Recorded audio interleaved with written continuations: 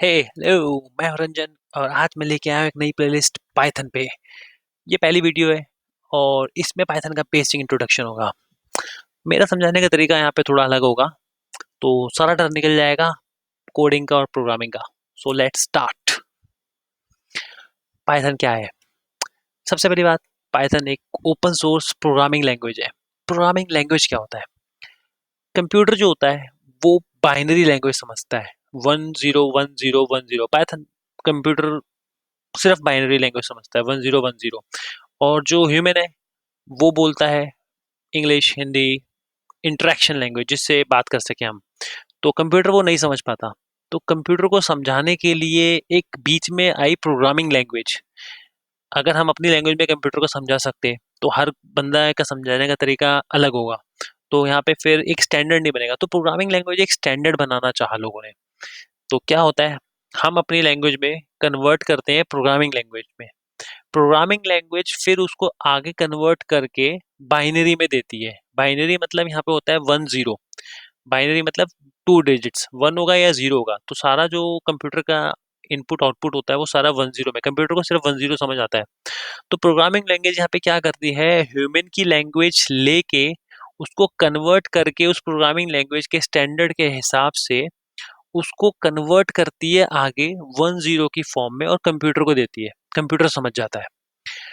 तो ये होती है प्रोग्रामिंग लैंग्वेज। अब एक डिफरेंस होता है प्रोग्रामिंग लैंग्वेज और स्क्रिप्टिंग लैंग्वेज में। प्रोग्रामिंग लैंग्वेज में पूरा कोड लिखना पड़ता है, 10 लाइन का, 20 लाइन का, उसके बाद ही प्रोग्राम रन होता है।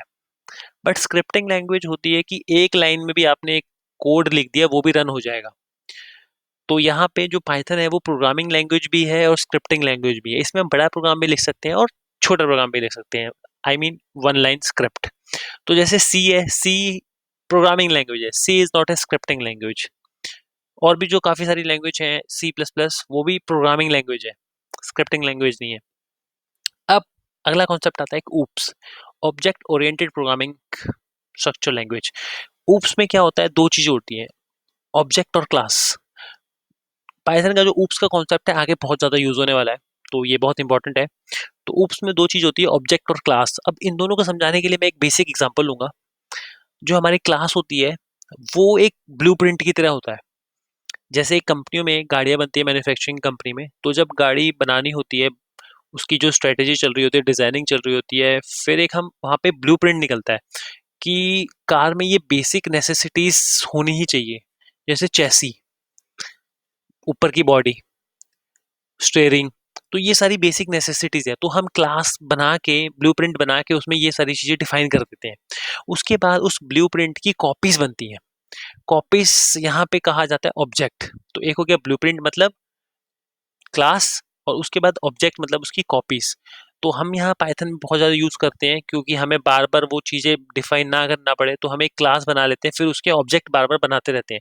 तो यहाँ पे हमें मेंटेनेंस भी बहुत आसान होती है। उस जो भी कुछ हमें एडिट करना होता है वो हम क्लास में कर लेते हैं और वही क्लास बार बार हमारी यूज़ हो जाती है। तो ऊप्स ऊप्स में और भी काफ़ी कॉन्सेप्ट है, ऊप्स की एक वीडियो अलग से होगी। तो अभी ऊप्स में इतना ही है। बहुत ज़्यादा ईजी टू यूज़ है पाइथन। और दूसरी चीज, easy to learn. Easy to learn इसीलिए क्योंकि इसमें सिर्फ 33 कीवर्ड्स हैं। पाइथन में सिर्फ टोटल जो सारे कीवर्ड्स लगाए, जो सिंटेक्स लगाए, वो सिर्फ 33 कीवर्ड से मिलके बनते हैं। तो इमेजिन कितनी आसान होगी। अगर देखा जाए इंग्लिश में ही 26 अल्फाबेट होते हैं और सिर्फ पाइथन में 33, एक प्रोग्रामिंग लैंग्वेज होने के बाद भी, तो बहुत आसान होगी। और पाइथन बहुत फास्ट है कंपैरेटिव अदर लैंग्वेज से। और अभी जो इसका लेटेस्ट वर्जन चल रहा है वो 3.7.3 चल रहा है। तो जैसे ही इंटरनेट पे हम प्रोग्रामिंग ढूंढेंगे, कोड ढूंढेंगे, तो हमें दो चीज मिलेंगी, वर्जन 2 और वर्जन 3। तो हमें वर्जन 3 पे ही काम करना है। 2 ऑब्सोलीट होता जा रहा है और जितनी भी कंपनियां हैं वो इस पे माइग्रेट कर रही हैं 3 पे। और पाइथन में हर प्रोग्रामिंग लैंग्वेज में दो चीज होती हैं, कंपाइलर और इंटरप्रेटर। कंपाइलर होता है जब हम कोई भी प्रोग्राम बनाते हैं, उसको नोटपैड पे बना रहे हैं या कहीं भी बना रहे हैं, किसी भी एडिटर पे बना रहे हैं, उसके बाद जब उसको हम रन करते हैं तो सबसे पहले कंपाइलर उसे लेता है रन करने के लिए। सबसे पहले कंपाइलर करता है, उसको चेक करता है उसमें कोई एरर तो नहीं है। तो यहाँ सारा काम कंपाइल का होता है। उसके बाद वो एक फॉर्मेट में कन्वर्ट करके, कंपाइल्ड फॉर्मेट में कन्वर्ट करके इंटरप्रेटर को दे देता है। तो इंटरप्रेटर उसे आगे 10 की फॉर्म में बदल के कंप्यूटर को दे देता है। तो यहाँ पे तीन चीज होती है किसी भी प्रोग्रामिंग लैंग्वेज में, एडिटर जिसमें हम कोड लिखेंगे, दूसरी चीज कंपाइलर, तीसरी चीज इंटरप्रेटर। पाइथन की हिस्ट्री ये 1980 में डेवलप होनी शुरू हो गई थी। उसके बाद इस पे फर्दर डेवलपमेंट होती गई। पाइथन में लाइब्रेरीज नहीं थी, लाइब्रेरीज डेवलप हुई। लाइब्रेरीज यहाँ पे क्या होती है, जैसे नॉर्मल लाइफ में हमारे जो लाइब्रेरीज होती हैं वहाँ पे बुक्स होती हैं। हर बुक्स, हर कैटेगरी का अलग एक सेक्शन होता है जहाँ पे बुक्स होती हैं। Economics, accounts, commerce, science. तो यहाँ पे भी लाइब्रेरीज हर फील्ड की, हर डोमेन की अलग अलग होती हैं। तो पाइथन में हमें आगे कुछ भी फंक्शनैलिटी करने के लिए, कहीं भी यूज़ करने के लिए हमें वो लाइब्रेरीज कॉल करनी पड़ती हैं, और हर डोमेन की अलग लाइब्रेरीज होती हैं। उसको हम यहाँ पे पाइथन को फिर लेवरेज करते हैं लाइब्रेरीज यूज़ करके।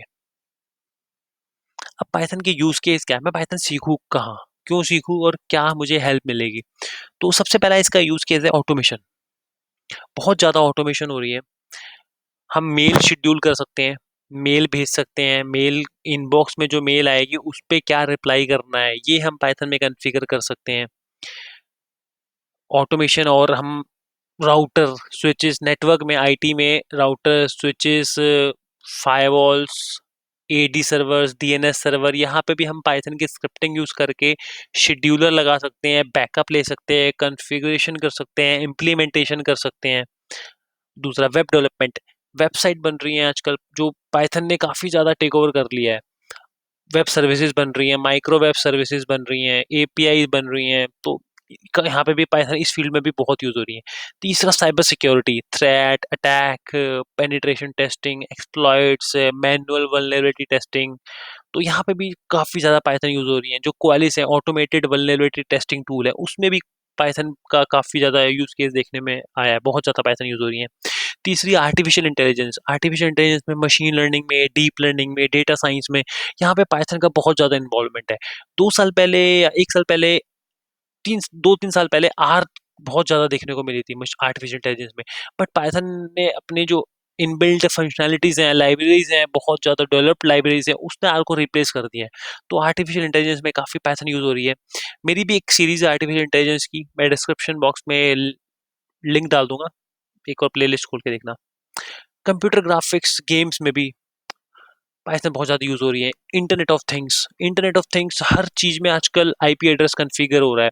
एसी में, एलेक्सा, ये सारे डिवाइस जो घर पे आ रहे हैं, स्मार्ट डिवाइस आ रहे हैं, यहाँ पे सब में आईपी एड्रेस कॉन्फ़िगर हो रहा है। तो इंटरनेट ऑफ थिंग्स, इसमें भी पाइथन का बहुत ज़्यादा यूज़ हो रहा है। वेब स्क्रैपिंग, वेब स्क्रैपिंग क्या होती है, एक वेबसाइट है, वहाँ से हमें टेक्स्ट स्क्रैप करना होता है।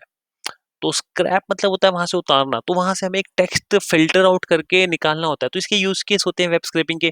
जैसे एक अमेजोन वेबसाइट है, अमेजोन वेबसाइट है, उसमें हमें आईफोन देखने हैं कि उनके कौन कौन से वेरिएंट्स हैं, और उनका क्या प्राइस है, उनकी क्या रेटिंग है, उनके क्या कैमरे, उनकी क्या स्पेसिफिकेशंस हैं, और उनकी क्या रिव्यूज हैं। तो ये सारा हम वेब स्क्रैपिंग से यूज करके एक टेक्स्ट फाइल में निकाल सकते हैं कि हमें बार-बार सर्च ना करना पड़े। तो ये काफ़ी सारे यूज़ केसेस देखने को मिले हैं वेब स्क्रैपिंग के। तो वेब स्क्रैपिंग में पाइथन का बहुत ज़्यादा यूज़ होता है।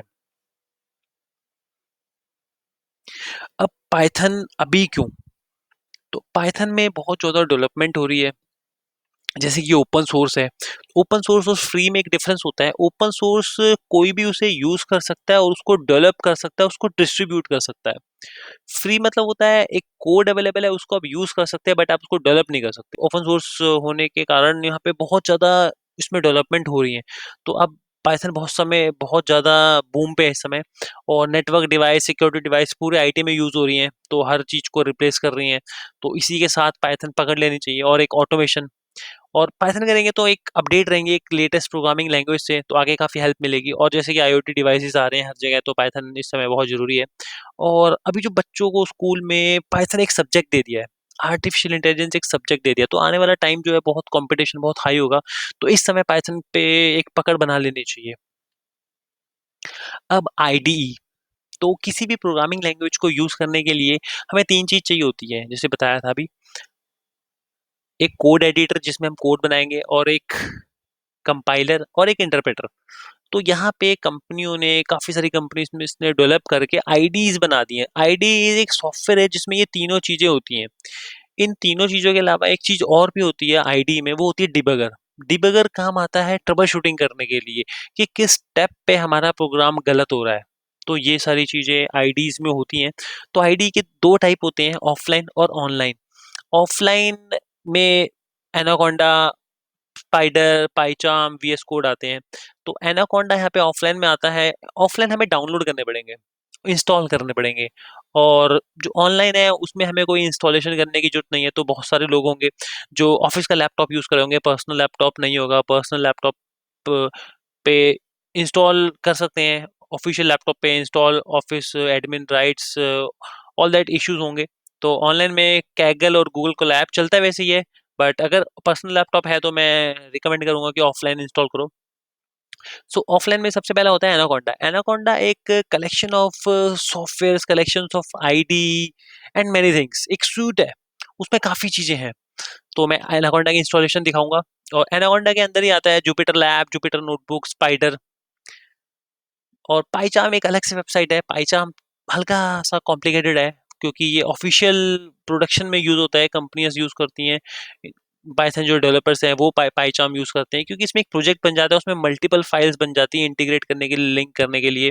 तो काफी इंटरेस्टिंग है पाइचार्म। वीएस कोड भी एनाकोंडा में मिल जाता है, विजुअल। ऑनलाइन में कैगल और गूगल को लैब दिखाता हूँ। सो इन सब की इंस्टॉलेशन और इन सबको यूज करना, इसके लिए मैंने एक अलग वीडियो बनाई है। So that's all in this video. कोई भी डाउट्स दिमाग में आ रहा है, क्वेश्चंस आ रहे हैं या सजेशन, तो उसके लिए कमेंट करो, लाइक और सब्सक्राइब करो चैनल को, और फ्रेंड के साथ शेयर करो जो पाइथन सीखना चाह रहा है या पाइथन सीखना चाहता है।